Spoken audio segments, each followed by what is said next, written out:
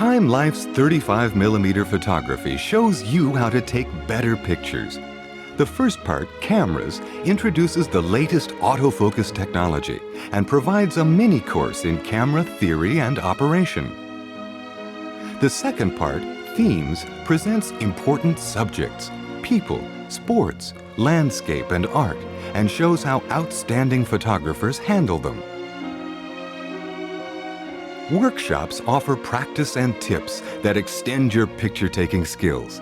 They're available within Cameras and Themes at appropriate points, or directly from this menu. You can try out what you've learned by taking pictures with a simulated camera. The program also includes Disc Guide, a brief tutorial to show how to move around the program and use its many features.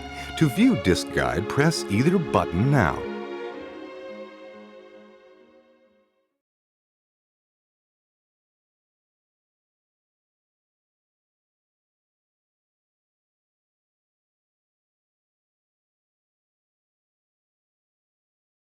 From point and shoot to advanced professional, Features shows how the new cameras work and how they evolved from the 35mm format. Selecting the right camera for your needs and choosing film are also covered. Today's most versatile camera is the autofocus single lens reflex. It's light and portable with push-button controls and electronic data displays. Lenses and accessories can be easily changed. Insert film, turn the power switch on. Quickly, electronically, the camera is ready to focus. That's the autofocus feature. The mirror inside the camera lets you see the subject through the lens, just as it will look in your picture. That's what single lens reflex, SLR, is all about. Focus and exposure readings appear in the viewfinder, so you don't have to take your eye off the subject.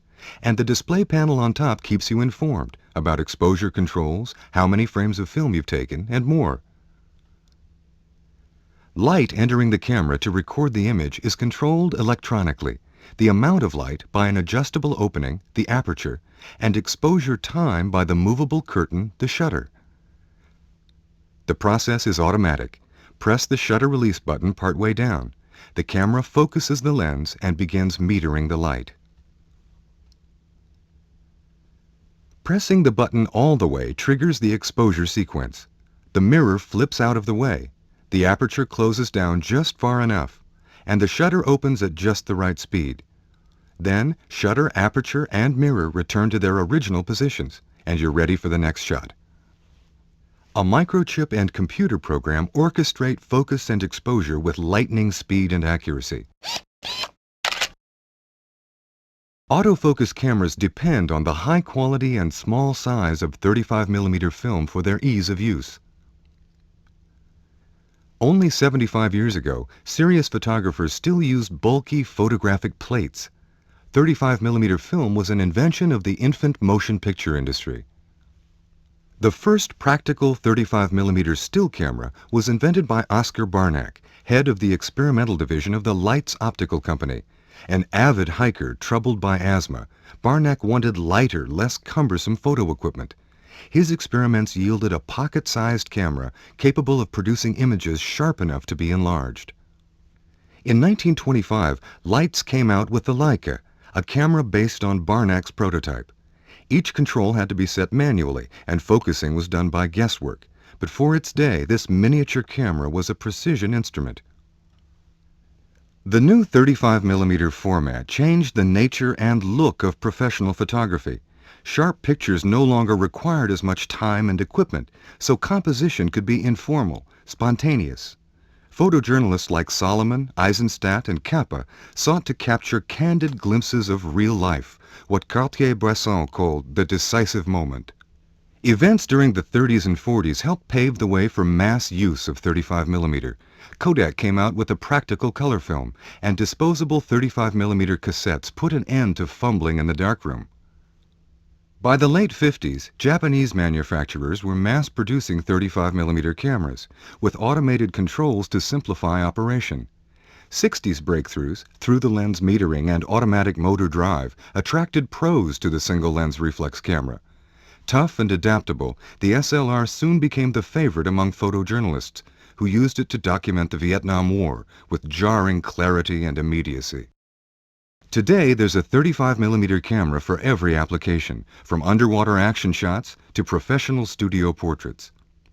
For cheap, no-frills picture taking, there are disposables, cameras priced under $10, designed to be used once and thrown away. The next step up is the compact, superior in quality but still pocket-sized, lightweight, fully automatic, and inexpensive. The basic compact has no adjustable controls. All you do is point and shoot. The downside is lack of adaptability. Dual lens compacts contain one lens for panoramic shots and another for close-ups, so you can switch back and forth as the situation demands. A compact with a zoom lens lets you adjust the viewfinder image to any size within a limited range. Hybrid cameras are half compact, half SLR. Along with zoom lenses, they feature extras like backlight compensation and spot metering for fine-tuned exposure control. A new ergonomic design makes them comfortable to hold. At the top of the line in cost and sophistication is the new Autofocus SLR. With the full system of lenses and accessories, an SLR body can be instantly refashioned to meet changing demands. As the auto in the name suggests, the camera can be programmed to do the thinking for you. That means the family snap shooter and camera buff can share equipment. Beginners can master the basics in a few hours and then keep growing into the camera for years.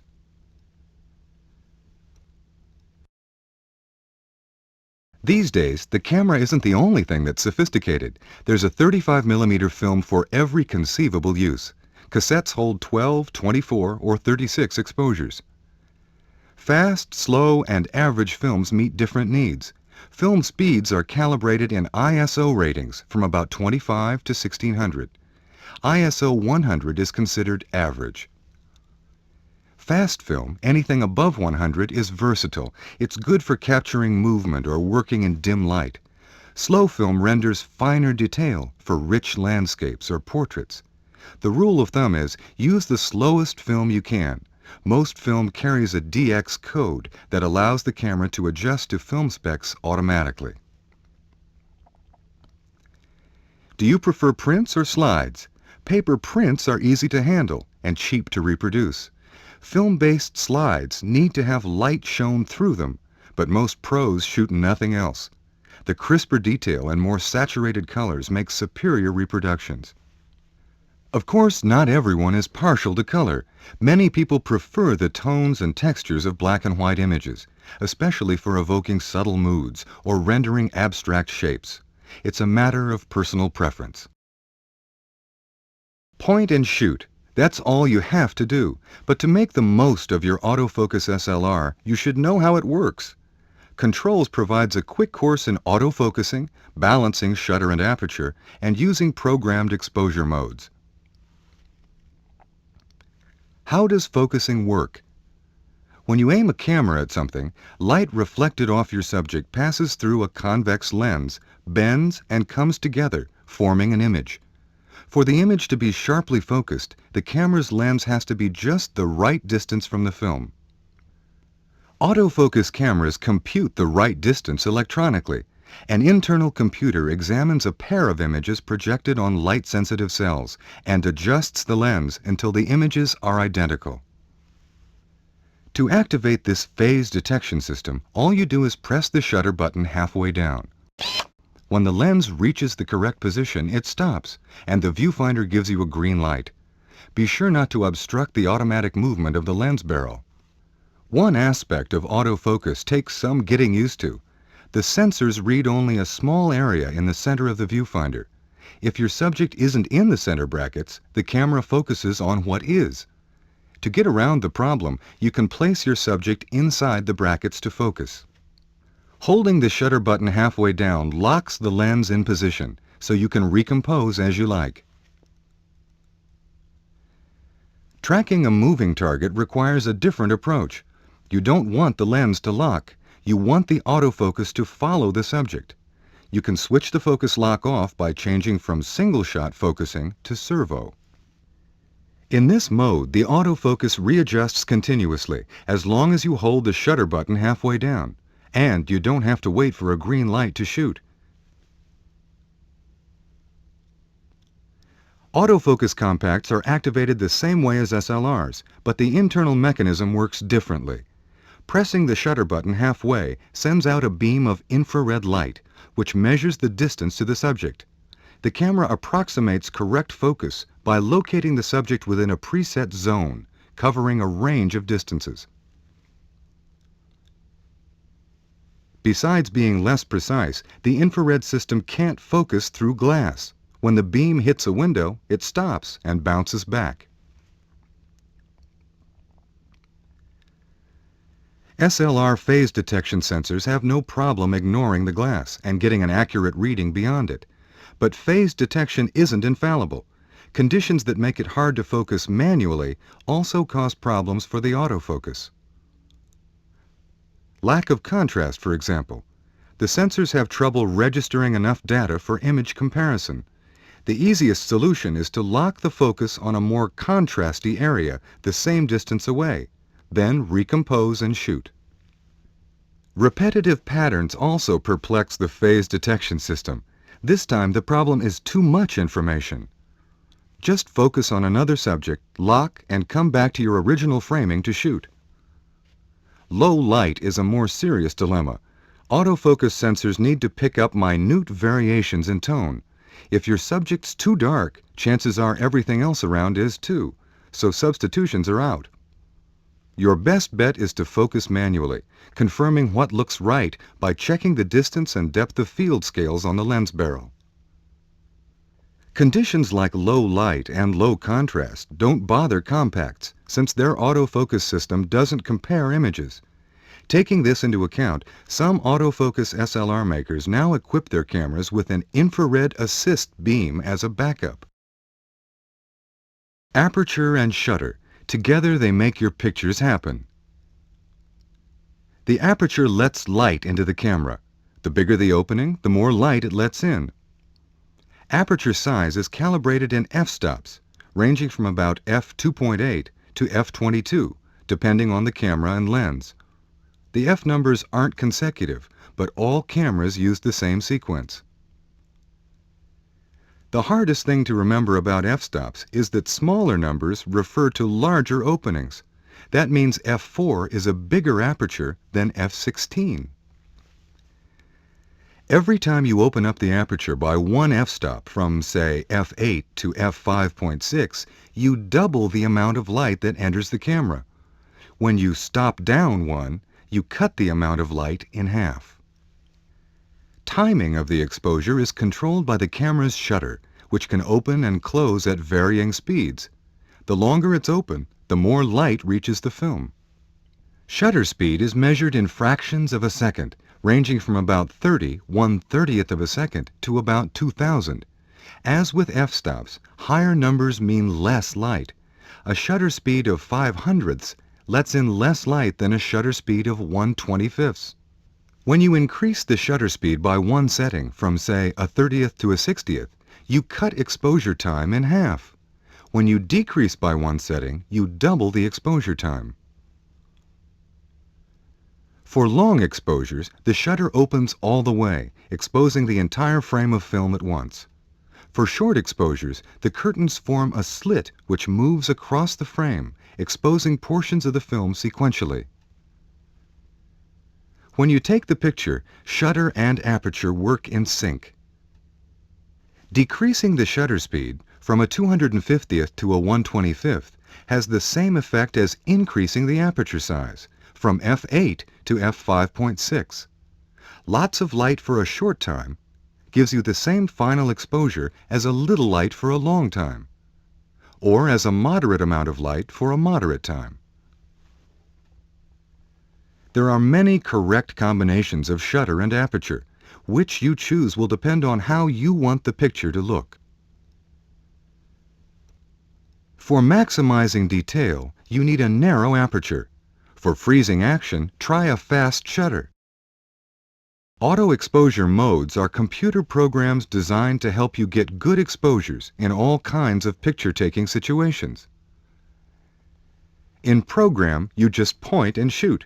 The camera does the rest, balancing shutter and aperture without favoring either. This mode works best in normal daylight with average subjects. In shutter priority, you control the shutter speed. You can freeze action or blur it. The camera programs the f-stop to balance your shutter choice. In aperture priority, you control the aperture size. You can limit the area of sharp focus or extend it to make more of the scene look crisp.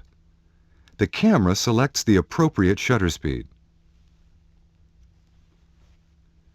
Some autofocus SLRs offer a program shift control for making quick shutter aperture adjustments without changing modes. A toggle shifts f-stop and shutter speed in tandem, cycling through all combinations that will produce the same good exposure. Sometimes you want an exposure that doesn't fit the auto program's definition of good. Switching to metered manual gives you complete control of both shutter and aperture, overriding all auto programs. Light, the essential ingredient in any photograph. This section explores metering, how cameras measure the light in a scene, and flash, the use of artificial light. A light meter measures the intensity and distribution of light in a scene and provides the data needed for programming shutter and aperture. Autofocus SLRs have built-in meters. The most common type is center-weighted. It measures the average brightness in a scene, giving extra emphasis to the center, where the subject usually is. For shooting off-center subjects, the camera has a meter lock that works a lot like a focus lock. You locate the subject in the brackets to get a reading, then press the meter lock. The original exposure is maintained until you let go of the button. Autofocus SLR meters are highly sophisticated, but certain conditions can mislead them. Most of this scene is so much brighter than the subject that even a center-weighted meter is stumped. The recommended exposure tones down the bright areas, but underexposes the child. One way to compensate for strong backlight is to move in closer. Filling the frame with the girl allows the meter to get a better reading for her. You can hold that reading with meter lock and move back to the original framing to shoot. The background may be overexposed, but the subject will look good. Lack of contrast poses a different problem. Meters are calibrated for scenes containing a normal range of lights and darks, with an average tone of middle gray.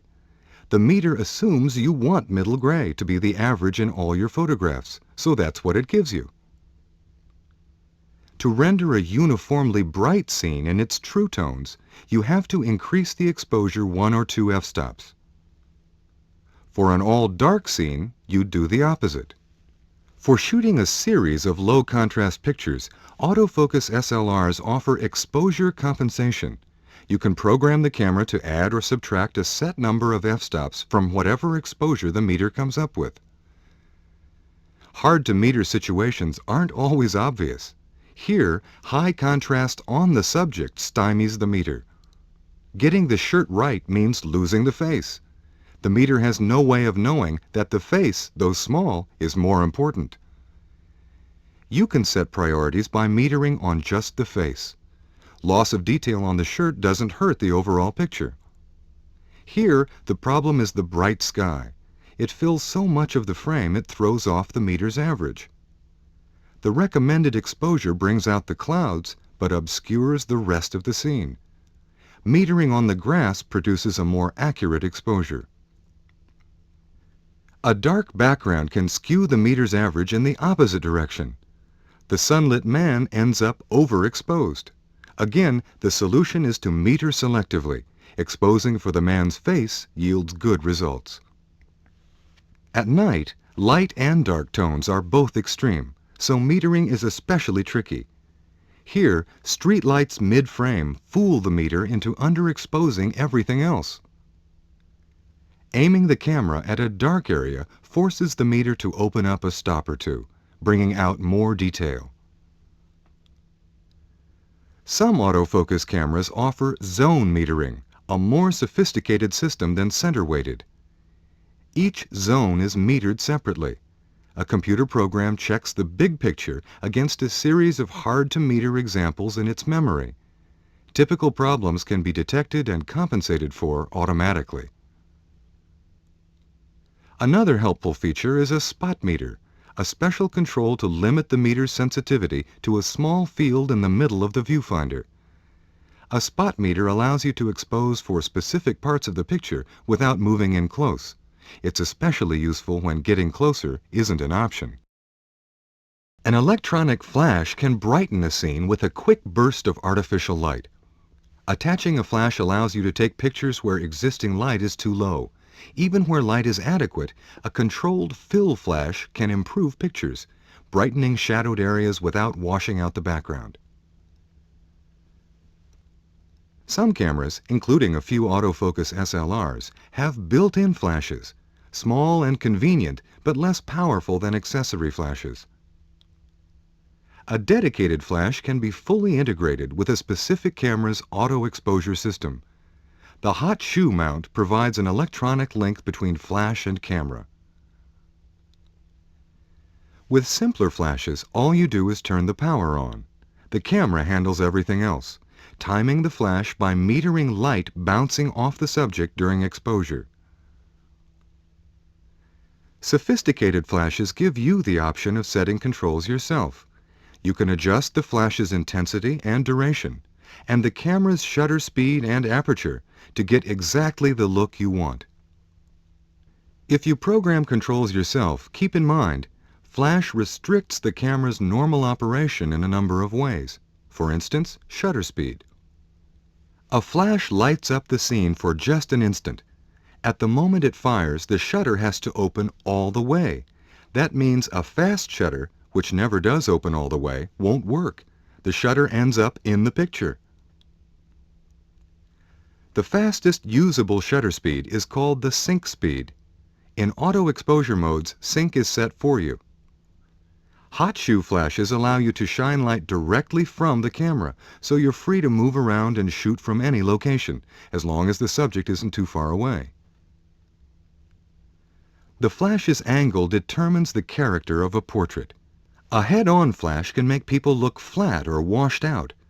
A flash positioned off to one side adds texture. If direct light feels too harsh, try diffuse light. Adjustable heads let you aim the flash at the ceiling or wall. It bounces off and hits the subject indirectly, yielding a softer, more natural look. Suppose you want to move the flash around separately from the camera, or use more than one flash at once. In that case, you need an off-camera flash. The electronic link between camera and flash can be maintained with a sync cable. Lenses render the world in different ways. This section introduces long, short, and normal lenses, and gives some tips on lens care. The lens shapes the camera's vision. It determines how big things look, how much fits in the frame, and how detailed the foreground and background are. A typical SLR lens barrel has two movable rings. One is for adjusting aperture size. It's labeled with f-stops and moves in discrete steps. The other is for focusing. It has distance and depth of field scales and moves smoothly along a continuum. All lenses work the same way. They gather reflected light and bend it, so disparate rays converge to form a single image. The main difference between lenses is in focal length. Long lenses, anything over 50 millimeters, enlarge things. The greater the focal length, the stronger the magnification. Short lenses, anything under 50 millimeters, make things look smaller. Focal length also determines angle of view, how much of a scene fits in the frame. Short lenses take in wide views. Long lenses cover a narrower slice. The third element is foreground and background detail. A short lens brings more of a scene into sharp focus than a long lens. A 50mm lens makes a scene look about the way it does to the human eye. Size, angle of view, and degree of detail all seem normal. Changing lenses allows you to transform the image in the viewfinder without moving the camera. A 24mm lens takes in a wide angle of view. The city is pushed back towards the horizon, a vast network of lights under the panoramic night sky. As focal length increases, distant objects are magnified and the angle of view narrows. The scene begins to look crowded. Tall buildings reach the top of the frame, blocking out the sky. At 135mm, a bright diamond shape in the center becomes apparent. Around it, the contours of the highly magnified, flattened buildings seem harder to distinguish. A powerful 400mm lens reveals a picture that was scarcely noticeable with the normal lens. Changing focal lengths is almost like moving the camera, but there is a subtle difference. Watch closely. Moving closer to the subject enlarges the image and changes the relationship between foreground and background. From far away, the sculpture looks shorter than the columns behind it. From nearby, it looks taller. Shifting to a longer lens merely magnifies the image. Everything looks the same as it did before, only bigger. Since humans normally perceive depth by comparing the sizes of close and distant objects, a change in size alone creates an unnatural perspective. The telephoto lens makes the scene look compressed. A wide angle would elongate it. Distortion increases with extreme focal lengths. The standard lens on a compact camera is 35mm. The wide angle is great for panoramic shots, but less appropriate for portraits. It's impossible to fill the frame with the child's face, even from 2.5 feet away. Bringing the camera any closer would distort the image. A 50mm lens, the type most often sold with SLR camera bodies, works better for close-ups. Experimenting with different lenses will give you a sense of what focal lengths to use. Wide-angle lenses can take in vast landscapes, rendering good detail near and far, and giving a sense of space and depth. They also work well in small spaces, where you have a lot to squeeze into the frame and not much room to step back. Telephoto lenses enlarge distant objects, a crucial asset if you're photographing wildlife or trying to shoot candids, or in any situation where it's hard to get close. When flexibility is a priority, the lens of choice is a zoom, a lens that adjusts to any focal length within a limited range. A zoom permits you to go from, say, 80mm to 200 without switching lenses. You can recompose shots without changing positions, or adapt instantly to the demands of different settings. Some lenses, both fixed focal length and zoom, offer a special macro setting for taking extreme close-ups. Sometimes it's obvious what the subject of a picture is. Sometimes it's not. You can direct attention to one part of the image by blurring the rest of the scene. The zone of sharp focus in a picture is known as the depth of field. How shallow or long it is depends on 3 variables: aperture size, distance between camera and subject, and focal length. A small aperture yields more depth than a large aperture. For instance, f/22 brings more of the scene into focus than f/2.8. Being close to the subject limits depth of field. From further away, a greater portion of the scene looks sharp. Changing focal lengths also affects depth of field. With a wide angle, details in the scene, near to far, look crisp. With a telephoto, the depth of field is limited. Of course, changing focal lengths, like changing distance, affects other aspects of the composition, including image size and angle of view. A long depth of field can be spectacular. The figures in the foreground dramatize the scale of the landscape. A shallow focus can be equally powerful, isolating the bird's head and plumage from distracting detail. In planning a shot, remember, the aperture in SLRs always stays wide open, except during exposure. That means the depth you see may be shallower than the depth you'll get in a picture. Some cameras offer a depth of field preview button. Pushing it closes the aperture down temporarily to the chosen f-stop, so you can see exactly what will be in focus. Another way to get a sense for depth of field before shooting is to check the distance and depth of field scales on the lens barrel. SLRs, unlike compacts or even hybrids, use interchangeable lenses. Check your manual to make sure that any lens you buy will be compatible with your brand and model. For autofocus cameras, only autofocus lenses are fully compatible. You can attach a manual lens with an autofocus adapter, but functions like focusing, metering, and programmed exposure may not be fully automatic. Attaching a lens is surprisingly easy. When you remove the camera body cap, look for a red dot on the rim. Line it up with the dot on the lens rim, gently seat the lens barrel, and turn clockwise to lock it in place. To detach it, press the lens release button. A lens shade will help you cope with problems like flare and fogging. When bright light hits the front of the lens at too much of an angle, it obscures parts of the image. A lens shade improves matters by blocking out all light except that within the angle of view. Be sure to get the right size hood, one that matches your lens's angle of view. If a shade is too small, it won't give enough coverage. If it's too big, it'll show up in the picture. The best protection for the delicate lens surface is a lens cap, but you have to remember to use it. When the subject is people, photography is as varied as human experience.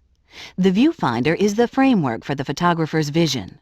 A low camera angle, overcast skies, and shadowed faces lend mythic stature to this cluster of cowboys. A hiker's feet tell the story of his long day's journey through the exaggeration of a wide-angled lens. An unexpected point of view conveys an intimate yet universal message about the human scale. Often, the most interesting pictures of people display the photographer's own insight and feeling. Some images are inherently dramatic. The challenge then is to capture the moment that epitomizes the time and place. The severe dress, emblematic of female modesty, clashes with the belligerent stance, a compelling commentary on the disparities of modern life. Some pictures just happen. A routine assignment turned into this tragic melee at the sudden shooting of Ronald Reagan. Every photograph freezes a moment in time. Great photography goes beyond mere record keeping. It dramatizes the human condition. Posing the subject is an art in itself. This portrait of a Maasai was set up to highlight the unlikely harmony of his traditional feather headdress and prosaic earring strung from copper transmission wire. The head-on-hand pose of the dancer is repeated in the portrait above, encouraging the viewer to compare them. Behind the screen door, the man's presence is remote, adding suspense to an informal portrait. In fashion, pose is everything. The image doesn't plumb the depth of character or emotion. It's about physical beauty. Self-consciousness defeats many portraits. That's why children make such great subjects. This boy is a natural ham. Engaging people in a calm activity is one way to help them relax in front of the camera. And it can help tell the story, as here, where the landscape and the loom frame a woman at her ancient craft.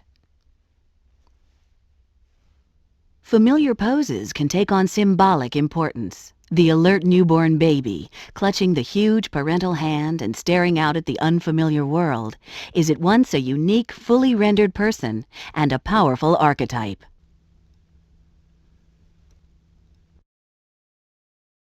Pictures of people can be transformed by the artful use of light. Hazy sunshine blurs details and colors, making a soft, gauzy portrait of youthful innocence. A single light source creates deep contrasts, a challenge in getting a good exposure, but a unifying force in composition. In the woods, where the sunlight is dappled and sporadic, the play of light and shadow highlights the hunters and their dog against the deep forest.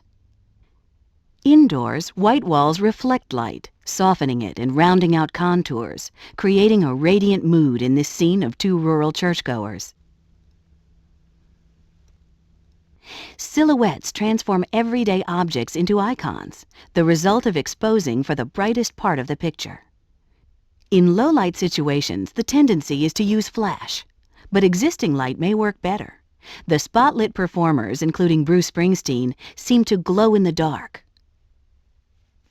Hundreds of candles emanate an ethereal beauty to light this otherworldly portrait. Artificial light has to be used carefully, but it can produce rewarding results.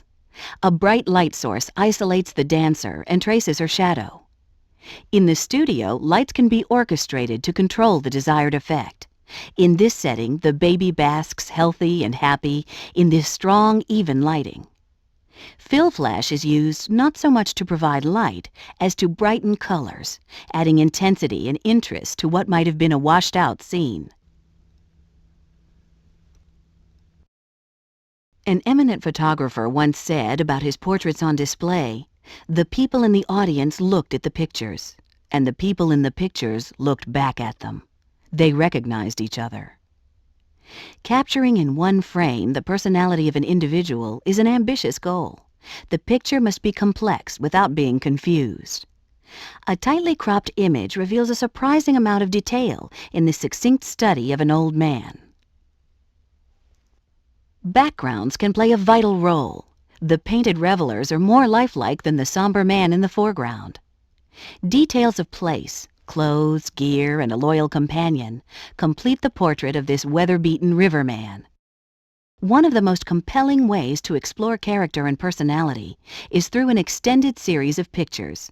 Susie Fitzhugh, a young Baltimore-based photographer, had the rare opportunity to do an intimate study of Amish children. I'm usually asked to photograph not so much a particular person as I am asked to photograph a particular interaction between people. What I'm looking for then when I go in to look for these things is I'm looking for people who are involved with one another or involved with what they're doing and are obviously concentrating on some other thing, like they're not just sitting around waiting to be photographed. I just grew up with black and white photography, both in my family and then when I went to work for the newspaper. And all the photography that I saw that was the most powerful in books and exhibits was always black and white photography. To me, these photographs are like drawings you see in a nursery rhyme book of these children from in 18th century England that are tumbling down hills and swinging on swings and climbing up stairs and going to bed. We all recognize those pictures, and I think we're able to identify them with them because they are from another time. Towards the end of the afternoon, two of the sisters went to the hen house to see if there were any eggs, and the child that I photographed was the only one to find the egg. And I saw that she had the eggs, and I just sort of put my hands on her shoulders as if really gently, as if to say, "Don't move." I was eating a sandwich in one of the classrooms, and I was getting ready to go out to photograph the children, and one of the teachers ran to get me because it seems that the sun had come out and the children had all gone outside. There was a big mud puddle in the baseball field, and the children had taken off their shoes and socks and were dancing in the mud puddle. And the teachers didn't fuss at them at all. They're all rural kids, and they get awful dirty at home anyway, and dirt is not a big issue. with the Amish children. So the teachers just came to get me to photograph it because they thought it was cute, and it was. I mean, it was more than cute. It was just wonderful. Famous photographers taking pictures of famous people are driven by two powerful forces: their own personal styles and the larger-than-life personalities of their subjects. Photographer Jean Mille's stunning idea and perfect timing, together with his subject's energy and genius, produced this unforgettable image of Pablo Picasso. The fanciful centaur exists only on film, sketched by the artist with a battery-powered flashlight. A celebrity portrait doesn't have to show the whole person. Behind the horn, it's unmistakably Louis Armstrong. Wearing the mask of one of his cartoon characters, Saul Steinberg merges his public identity with his private personality. The prominent chair and its inscription convey the public role of President John F. Kennedy, but shield the private man. The sleepy eyes and coy smile, the drape of the wrinkled sheet, and intimate camera angle capture the irony and fantasy of the sex symbol, vulnerable and provocative. Serene and self-contained as the desert that was the subject of her painting for decades, Georgia O'Keeffe contemplates the view from her New Mexico ranch. "This is my kind of world," she once said. "I don't need to see many people to live." A perspective convincingly conveyed by John Lowengar's portrait for Life magazine. Great portraits are more than good likenesses. They make an indelible mark on the mind of the viewer. A photograph can provide insight into a sport without depicting the thick of the action. Some of the most interesting scenes occur before the event begins. The drama of anticipation, tensed muscles, a look of concentration. A weightlifter preparing for the final thrust reveals the utter intensity of his effort. The moment right after the start often has the advantage of being the one place where all contestants can be seen together. Stop-action photographs pick out details the eye would miss. The effect is often thrilling. A record of a split second, isolated from the normal flow. It's easy to freeze motion with a fast shutter. Another approach is to catch the action at its peak, that fleeting instant when movement momentarily halts. A diver poised before the drop is at the peak of his action, the exact moment when energy is about to be released as the motion reverses its pattern. To get good peak action pictures, the photographer has to be ready when the high points come. The open shutter and the pause in movement must coincide exactly.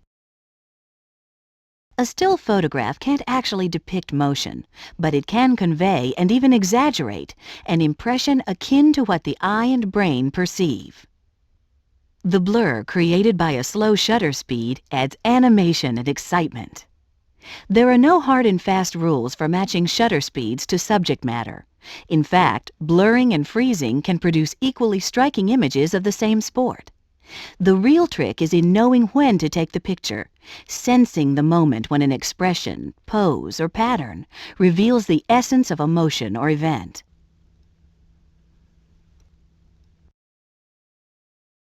Capturing amateurs at play demands the same skills and techniques as capturing pros. You can freeze the action at a peak moment, arrest the players as they charge the camera, or use blur to enhance motion. To avoid cliches, look for unusual points of view and experiment with different lenses. A wide angle can heighten the sense of speed. The elongated boat seems to lurch towards the camera. Framing an energetic and colorful group of young skiers against a vast, snowy landscape highlights their intrepid spirit. Neither the sport, the photographer, nor the athlete need be professional for an image to be evocative and memorable.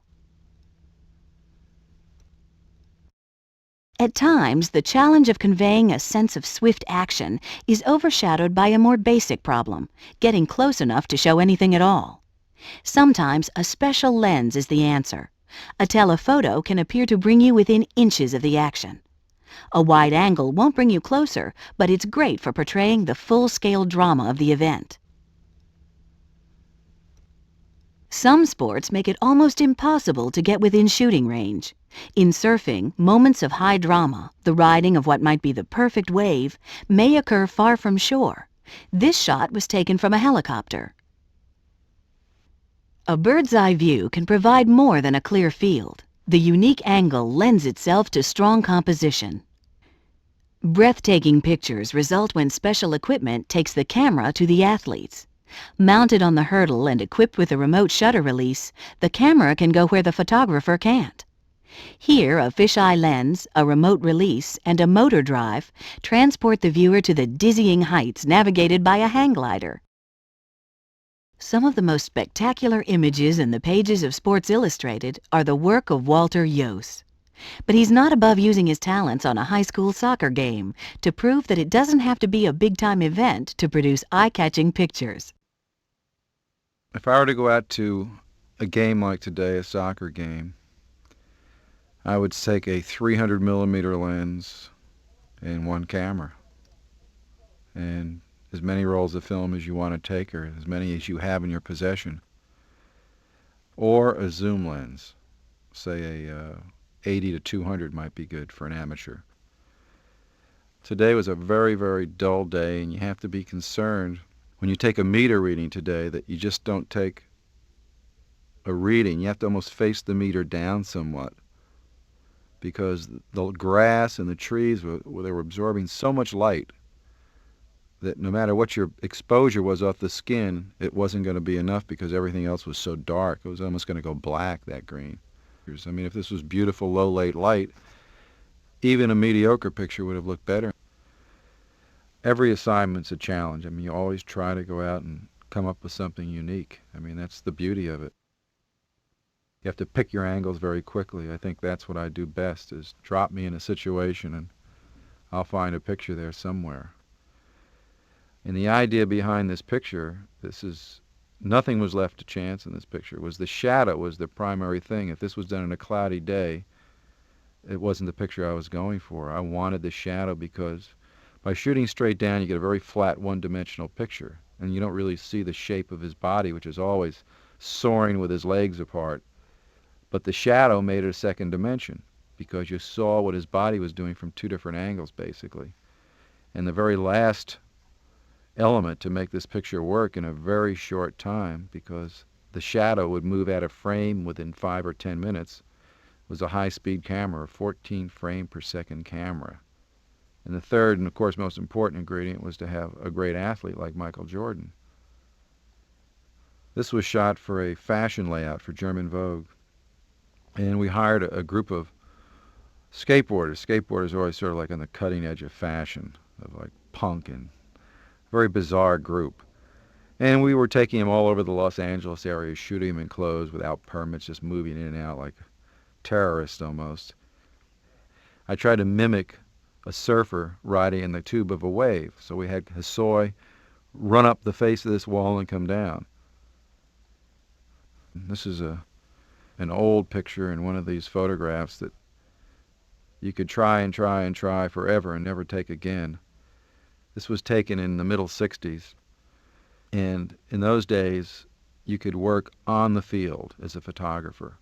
I mean, you could go anywhere you wanted to just get the best angle. The beauty is, number one, to have the quintessential third baseman of the modern era of baseball, with the runner who just hit the ball's legs framing him and the ball in the picture. I mean, this will never happen as long as I shoot again. This was taken with my favorite camera once again, the Canon high-speed camera at 14 frames a second. The beauty of this camera is not the obvious fact that, oh, well, you can't miss with a camera like that. I mean, that's true.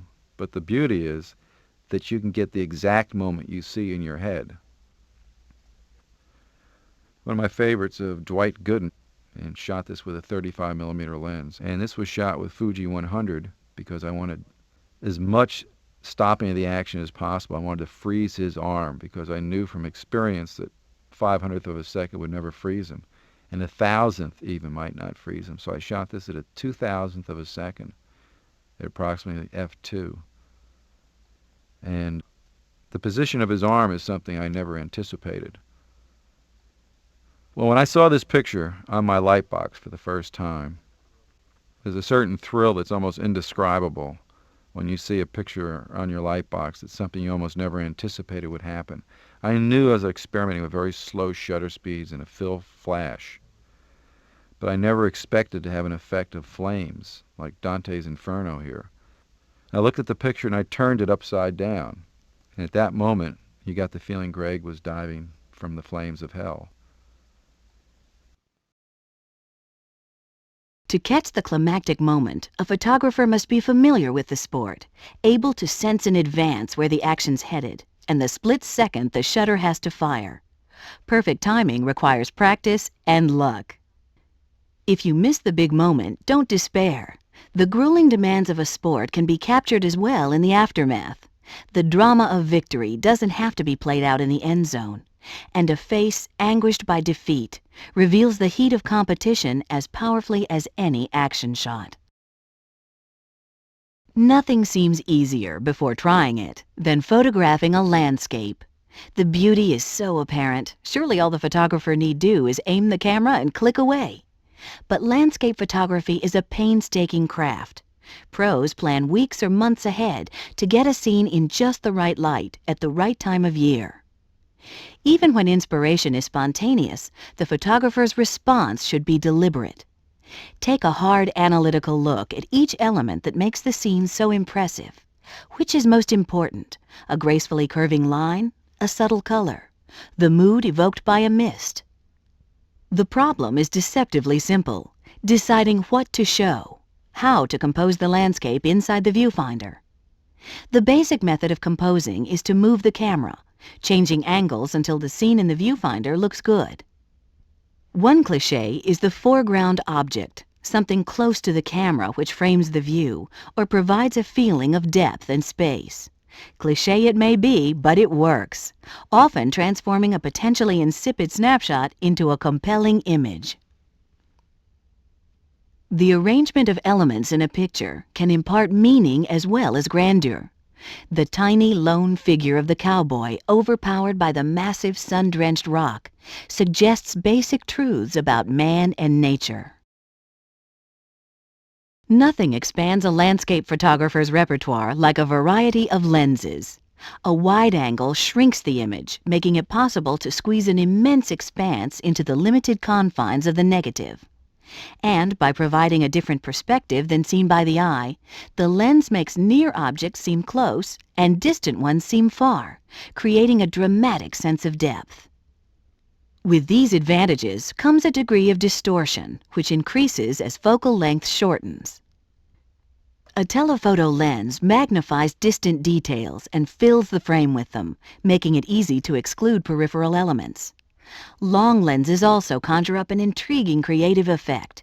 They collapse perspective, so objects that are far apart appear almost on top of each other. Abstract graphic elements are more pronounced. Like flat paper cutouts, overlapping mountain peaks become a study of patterns. The quality and colors of light are an ever-changing palette. Time of day and season envelop the land in an array of moods, from the cool lyricism of an early morning mist, to the stark glare of midday, to the last lustrous light of twilight.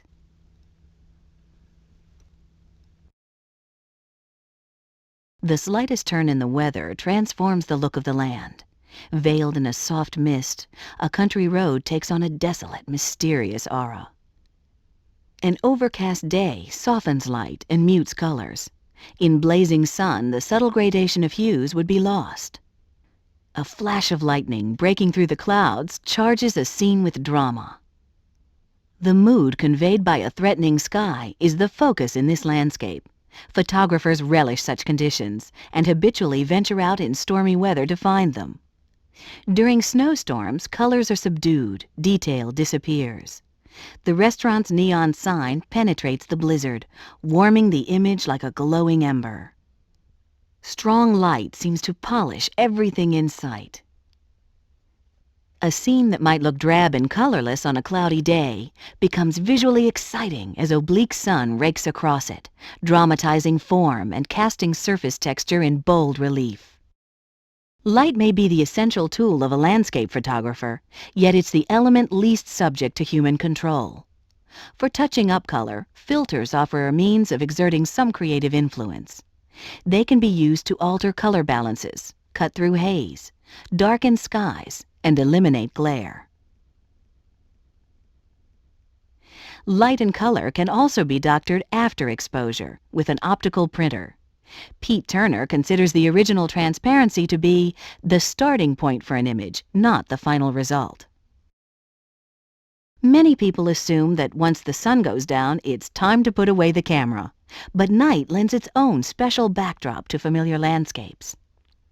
A multiple exposure tracing the moon's ascension creates a bizarre and intriguing image, an army of spaceships marching across the sky, or streetlights on a mysterious pathway.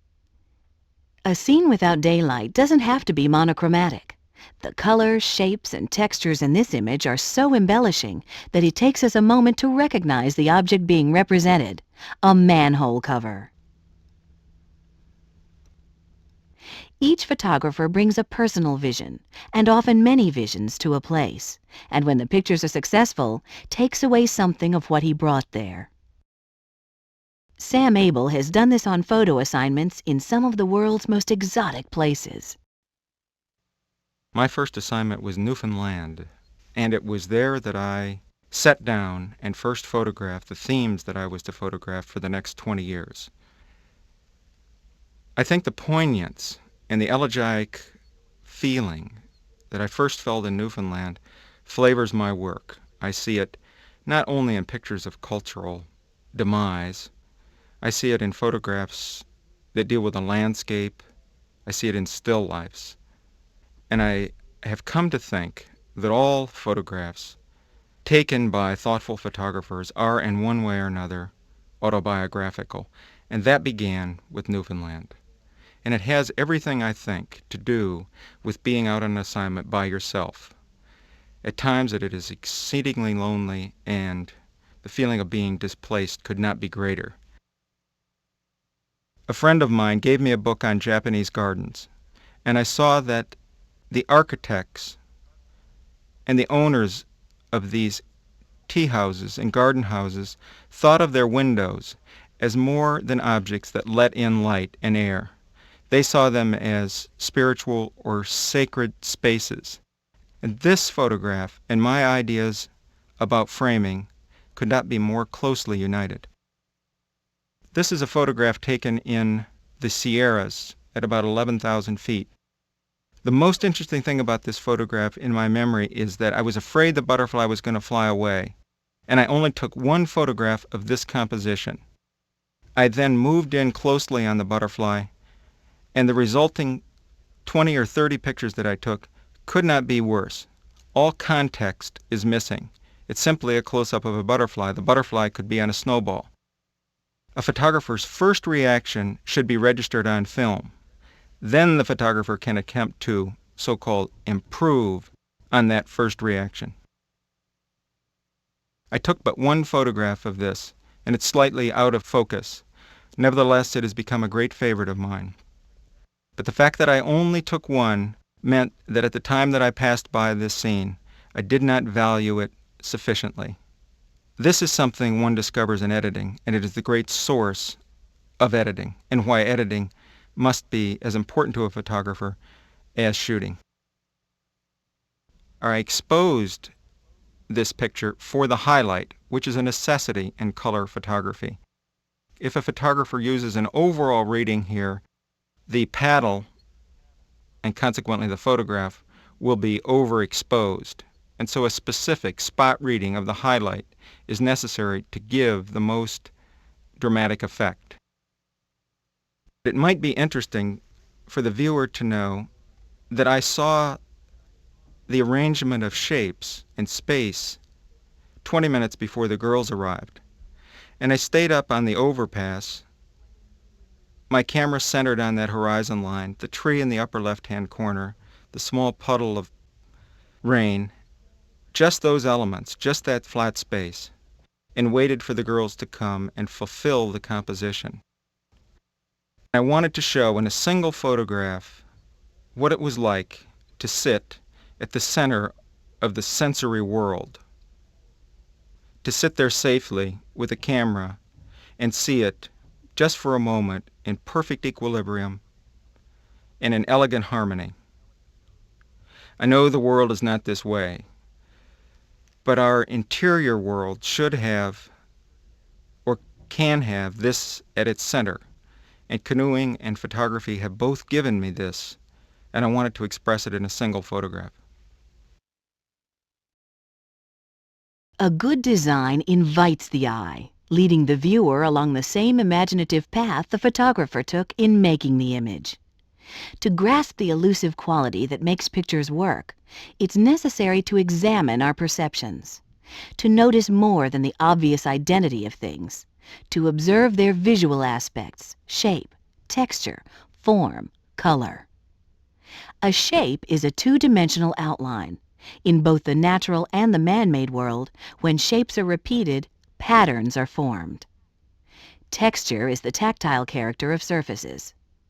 Form is the volume, substance, the third dimension. Finally, there's color. We seldom see one of these elements in isolation. What captures our eye is the interplay between them. In photography, as in every art and craft, design is the process of organizing ingredients so they achieve a purpose, convey a message, express a point of view. There is no magic formula for correct composition, but principles of design known to artists for centuries help the photographer interpret relationships among the visual elements in a picture. Some pictures achieve their effects with formal, obviously balanced designs. An image with identical halves, for instance. Perfect symmetry can be static. A subtler asymmetrical balance feels less obvious, more precarious. An unbalanced structure might well be the best design for a picture whose intent is to startle. To portray the dynamism of the modern metropolis, Ernst Haas uses the contrast between a blur of traffic and the stillness of pavement arrows, whose motion is only symbolic. A composition organized on a principle of dominance and subordination is charged with underlying tension. Yet, like the works of a fine watch, it embodies a powerful unity. Even proportions convey a sense of order, timelessness, in this case symbolizing the structured way of life of the Shakers who once lived here. Rhythm, a patterned flow, lures the viewer's attention along a path of repetition. The result is a sense of movement and unity. A perception of depth underlies the visual impact of this image. Converging lines and other visual clues can heighten the viewer's sense of perspective. It's so easy to make pictures with a camera, people often fail to think about design at all. Composing can become intuitive, but at first it should involve cautious, conscious decision-making. For any given subject, there are countless possible arrangements. Which is best can only be answered by asking yourself what it is about the subject that makes you want to take its picture.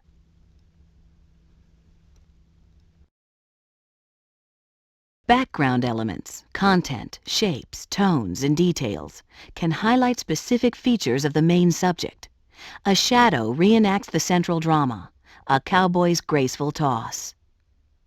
Some subjects are best set off by a plain background, or no background at all. Here, darkness frames the faces, intensifying the impact of the bright colors and bold designs. Tension between subject and background can be part of the meaning in a picture. A contrast in ages and attitudes provides a glimpse of the social fabric in the rural South. Backgrounds can provide the atmosphere of an unfamiliar place. The whiteness enveloping a barefoot petitioner suggests the searing heat of the Arabian Peninsula. Some photographers can't resist the lure of hidden worlds. Close-up photography generates larger-than-life-size images, revealing surprising structures and almost palpable texture. The usual meaning of a subject is suspended as the camera explores its visual aspects. Patterns and colors from nature make compelling designs. Getting close transforms the familiar. Lines and colors on a torn poster suggest the form and motion of a bird with wings outstretched. When photographers tackle unusual subjects, spectacular images result. Seen from the air, a misty landscape appears almost as otherworldly as this photograph of an astronaut floating in topsy-turvy weightlessness. An underwater camera records visual wonders that equal anything found on the surface of the planet. The human eye is a superb instrument, but it has its limits. A special camera enables Neil Leifer to arrest a racer's 60-mile-an-hour trajectory with perfect clarity. Techniques like double exposure permit the photographer to redesign reality. A twilight shot silhouettes the ancient ruin of Stonehenge against a delicate afterglow. A second exposure, made hours later, introduces a breathtaking full moon. In any photograph, the best combination of elements is the fewest, the irreducible minimum that expresses the photographer's sense of the subject. For some photographers, composing a coherent image is a rapid, intuitive act. For others, it takes time and painstaking effort. Great photographs distill the confused brew of human affairs, extracting the one moment that speaks for all. Some images are so highly charged with emotion that they become unforgettable events in themselves. But there's no best take on a subject. Good photographers are always experimenting, trying to strip away familiar, predictable meanings in order to reveal their personal ideas. Photography is a magic act. It traps people and wild animals, strange places and loved ones, and brings them all back home.